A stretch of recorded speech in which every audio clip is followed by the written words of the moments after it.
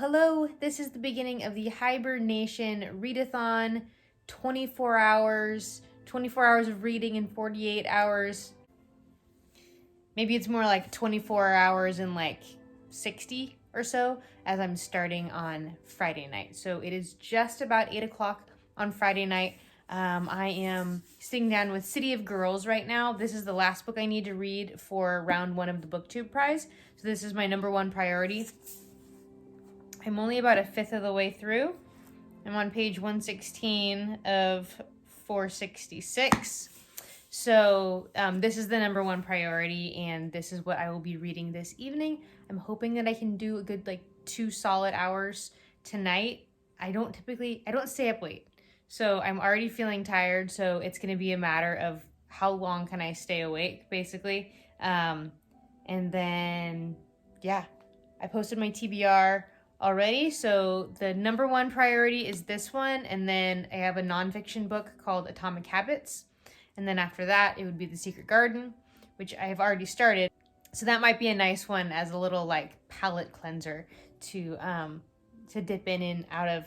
And then I have a few other books that I may or may not get to. They fulfilled prompts, but really it's going to depend on how quickly I get through this. I'm enjoying this quite a lot. It's by Elizabeth Gilbert, who wrote Eat, Pray, Love.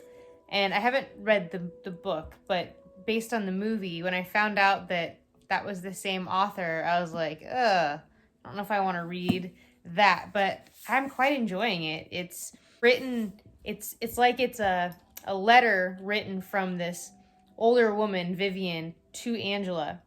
Angela has asked Vivian, who were you to my father? And Vivian says, well, I can't say who I was to him, but I'll tell you who he was to me. And so this whole book, as far as I know so far, it's Vivian telling Angela in story form,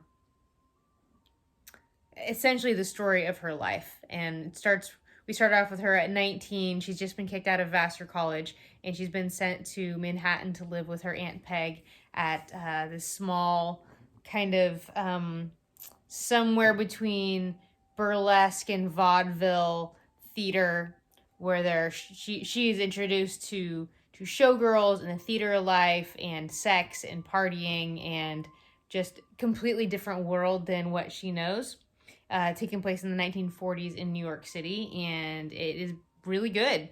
I'm really loving it so far. So I'm going to dig into this right now as the clock ticks down to 8 o'clock. As you saw, I have Ambient Worlds. This is the Gryffindor Common Room up on in the background, and I have a doggy in my lap. I'll tell you one thing, the dogs of this world are really benefiting from the stay-at-home mandates. Stevie's a happy boy. I'm going to get to reading, and I will let you know how far I get. I'm starting off on page 116 at 8 o'clock. Okay. It's 8:59. I made it to page 161, and I am seriously fighting some heavy eyelids right now. So I am going to go to sleep and wake up and read some more. So it is 3:29 a.m. on Saturday morning. I did not plan on waking up this early, but I woke up at 3, was awake. Dog knew I was awake. He wanted to go outside. Let him out, went to the bathroom, laid in bed for 20 minutes plus, and yeah, I'm still awake. So at that point, might as well just get up. Maybe I'll fall back asleep. Get back into City of Girls and just enjoy Vivian just unabashedly telling us of the wild days of her youth in 1940s New York City. Okay, I read for an hour. It is 5:03 a.m. and I'm going to try to take a little nap here. Maybe wake up when the sun comes up, and then have some coffee and spend the rest of the day reading. Good night. Okay, so now it's about 8:30 in the morning. I'm outside walking Stevie at the moment. I woke up on the couch about half an hour ago, so I was able to get back to sleep, I don't know, a little after 5, and slept until about 8. And it's really overcast, so I think I probably was able to sleep that late because it's not super bright. So the coffee is being made right now, and It'll probably be 8:45 maybe when I end up sitting down with the book. So just checking in, let you know I'm starting at 8:45. I'm up and I'm ready to read. Also, in honor of HiBearnation, I'm wearing a shirt with a bear, Smokey the Bear. Only you can prevent forest fires.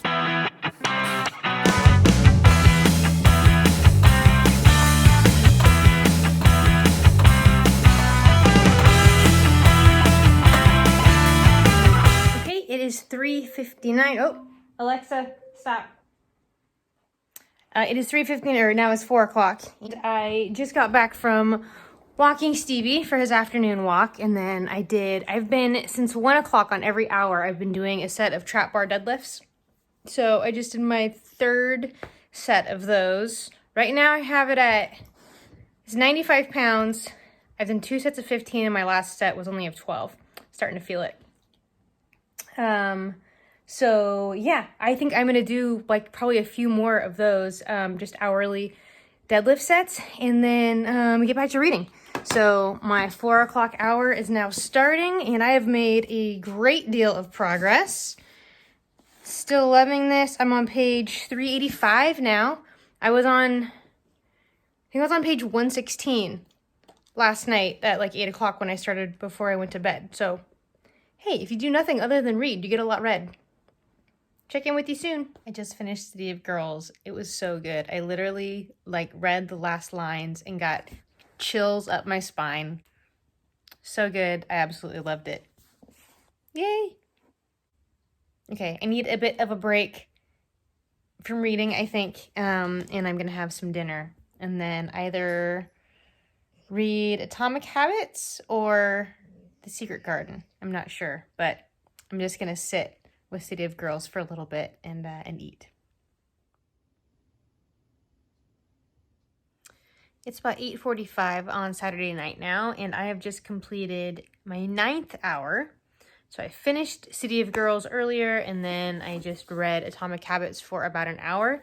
And I have about 45 pages or so left of this, but I'm really getting tired. I would much rather go to bed and wake up early and get started first thing in the morning than try to keep myself awake.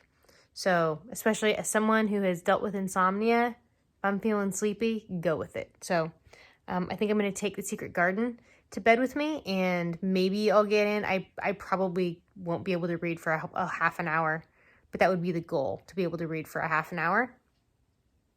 Also, it's easier to mark in my little system there in my notebook. So good night. Good morning. It is 6 a.m. on Sunday morning, and I am up to have my coffee, and I'm ready to read. So I'm going to start the day with some Bible study. It's reading, that counts. And then I'm going to finish Atomic Habits. I grabbed that in a weird way. Finish Atomic Habits. And then probably move on to Secret Garden, which is over there, and I don't want to get up and get it. So yeah, I got 9 hours done yesterday. So that means I have 13 hours today. This is harder than it looks. And I thought I did really well yesterday. Better get to it. It's now 7:30, and I've taken Stevie for a walk. I started some laundry, tidied up in the kitchen, did some stuff around the house while I was listening to Fleishman is in Trouble on audiobook, and it's okay. Like, it's just okay. It's very much about this marriage that has fallen apart. They're already, Toby and his wife, Rachel, are legally separated, and they're in the divorce process. So they already have, custody, they already have, visitation and their weeks with the kids or whatever. That kind of stuff is already set up for their current situation. And it starts off with her basically dropping off the kids, a day early or a night early. And then she just is, ghosting him. She hasn't, she's not responding to anything. He hasn't been able to get a hold of her in any way. And time is now going on, and he still has the kids. And so we're getting, parts of it is what's currently happening right now, him not being able to find Rachel and him having the kids.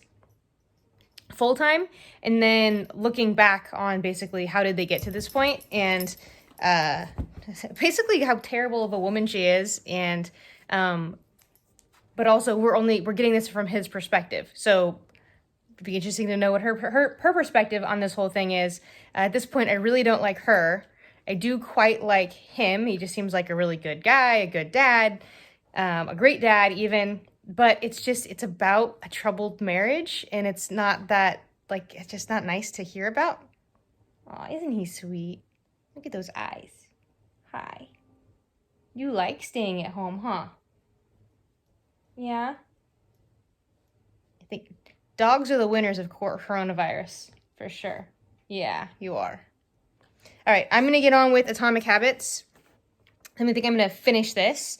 And then, yesterday I was doing deadlifts. Today I'm going to do banded pull-ups. So you have like these big, thick rubber band thingies, and you can loop it over the bar and then like stick your knee in it, or even your feet in it, or a foot in it. And it gives you some assistance. But that way you're actually doing the pull-up motion, just not lifting up all of your weight. So that will be my hourly exercise today. And right about 7 o'clock, I did my first set. I did 4, and then I will, every hour or so, I will continue to do that. So, Alexa, set a timer for 27 minutes.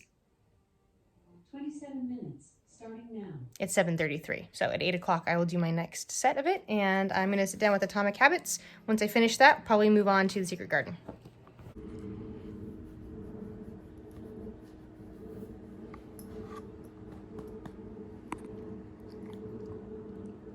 The sun is out, and so am I. It feels so good out here right now. I think it's only like 60 degrees, but it's sunny, and it feels amazing after a few days of rain. So I just dried off my plastic Adirondack chair here, and I've got the Secret Garden. So I'm at, I think, page 140. Page 143 in the Secret Garden, and so I read just over 70 pages, I think, so far today. And then I've been listening to The Trouble with Fleishman. No, Fleishman is in Trouble. And there seems to be a little bit of a, not so much turn, but like, I guess kind of a revelation about maybe what she's saying overall.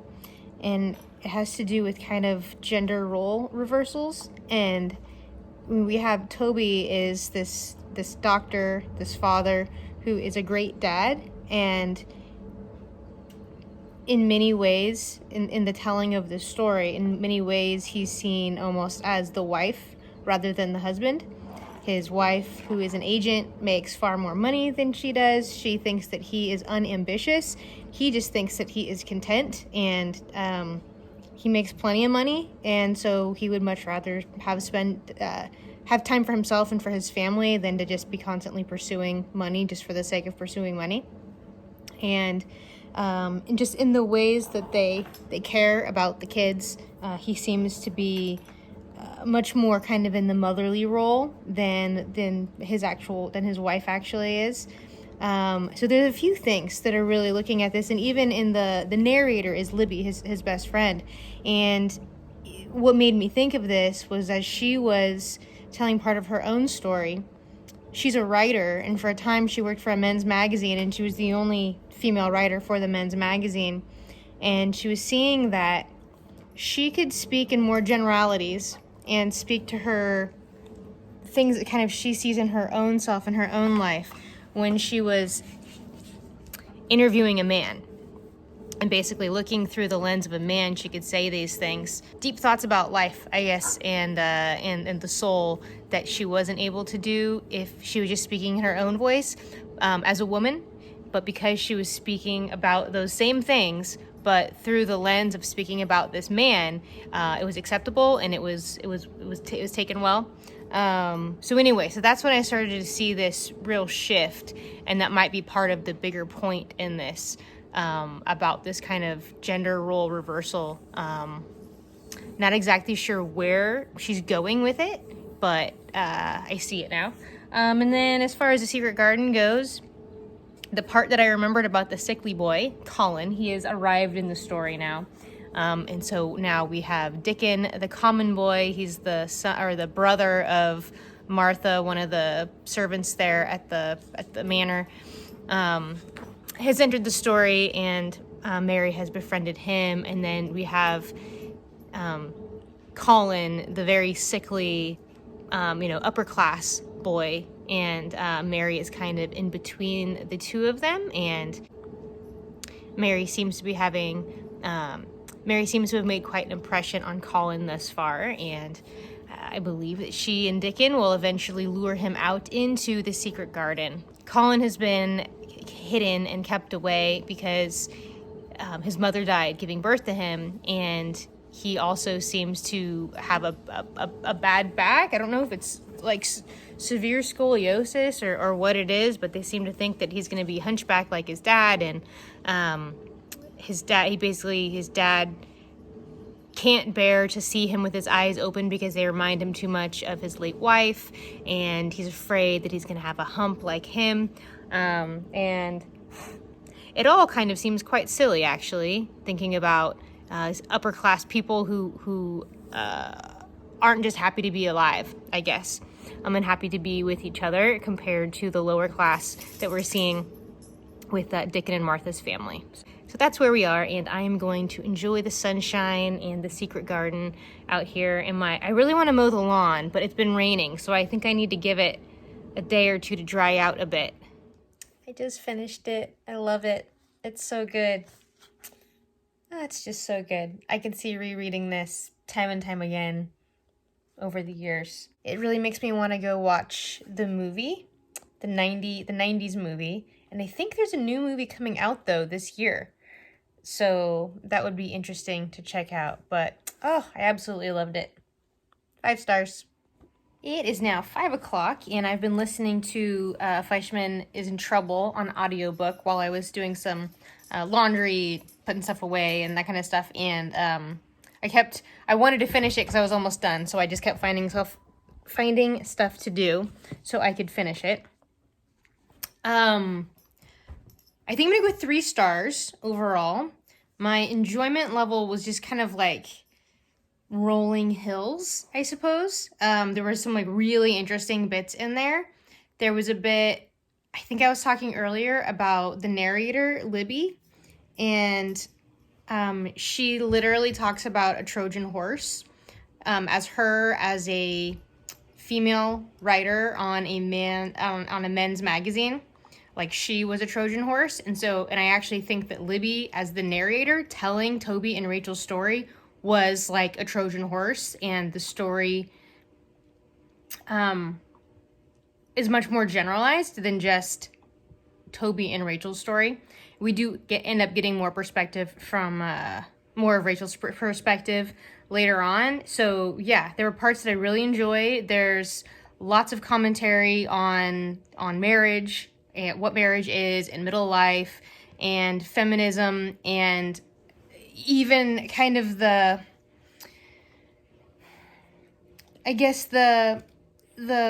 issue with feminism and women's ambition being that you can never change the biology of a woman, and you can never, as much as you can strive for equal rights and equal opportunity, a woman is still a woman, and a woman is still may still have children, and you can never fully remove that element, and particularly that in relation to how other women see each other and judge each other. So that was there were some interesting elements regarding that. This is one of those where, I think when you listen to an audiobook versus reading the physical book, sometimes you can have a bit of a different experience. So I think some of that subtext would probably have been more clear to me had I been reading the physical book rather than listening to it. But it was a good read. It was reminding me of, if you watched the movie, I can't remember if it was Netflix or I think it was Prime, an Amazon movie. What's it called? Marriage Story, I think, with Adam Driver and what's her face. It was a really good movie not the same like storyline, but a similar feeling to it. So yeah, anyway, that's my thoughts on that. Look at this precious boy.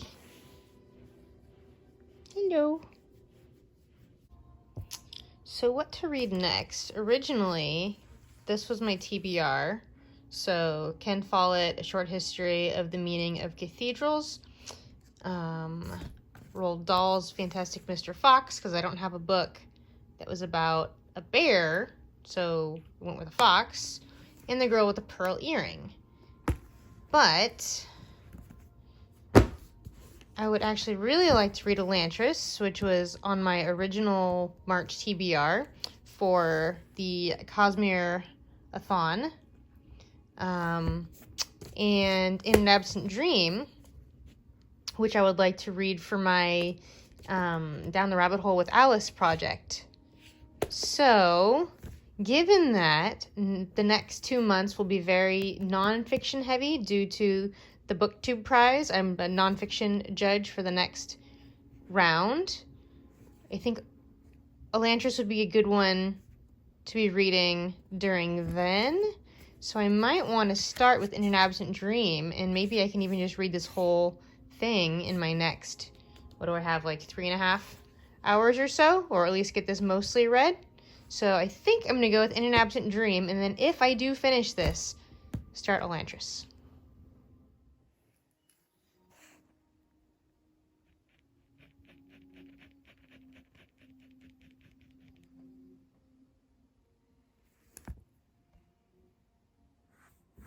I did it.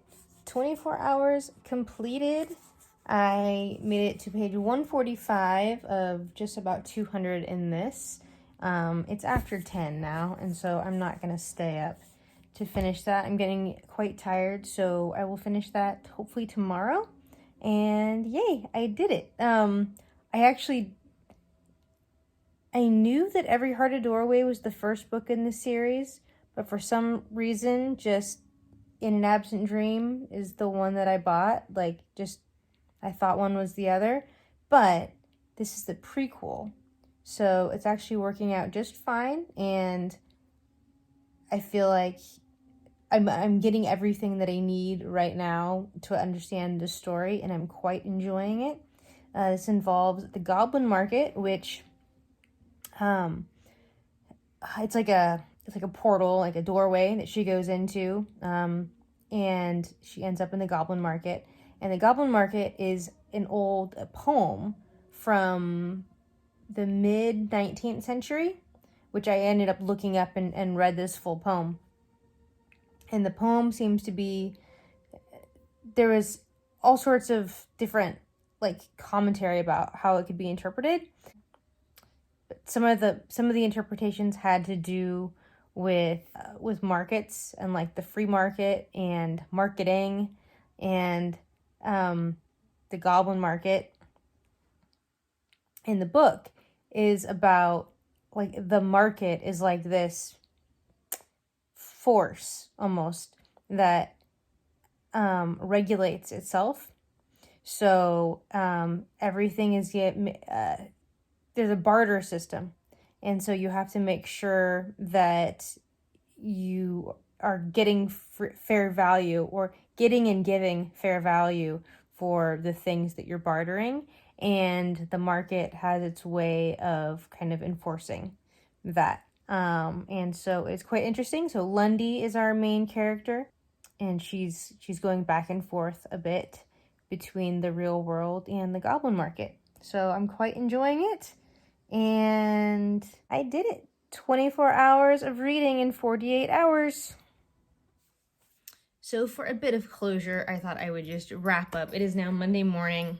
This guy wants a you-know-what. So I wanted to just wrap things up. So I finished City of Girls, part of the BookTube prize.